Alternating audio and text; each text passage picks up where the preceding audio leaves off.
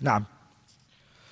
عن سهل بن سعد الساعدي رضي الله عنه أن رسول الله صلى الله عليه وسلم قال: لا يزال الناس بخير ما عجلوا الفطر.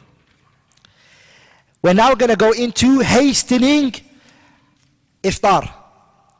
Hastening eating iftar.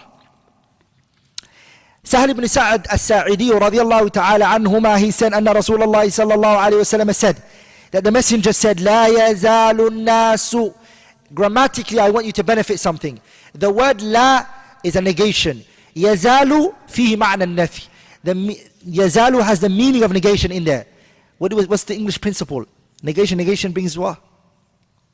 Affirmation. نفي إثبات. So in other words, الناس بخير. The people are upon good. ما عجلوا الفطرة, as long as they hasten the breaking of their iftar. Some people, they think, I'm strong. Allahumma barik, I'm strong. I'm going to delay it. And they think that's good. Yeah, I'm going to show the people, I'm not hungry.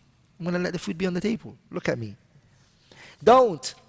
If the iftar is put on the table, hasten to it. Hastening to it, it's actually khair. The khair is connected to what?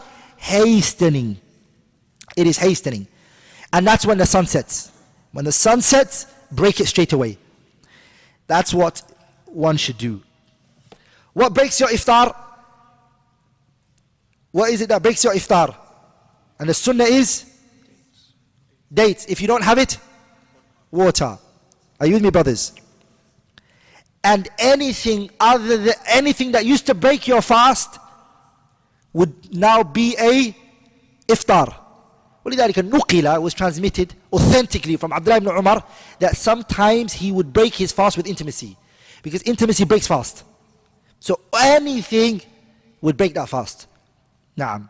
The second benefit that we take from the hadith is we need to observe the boundaries set by the Sharia. Iftar is a set time and the fasting is a set time. We need to observe this. Our religion is not about fawda and corruption.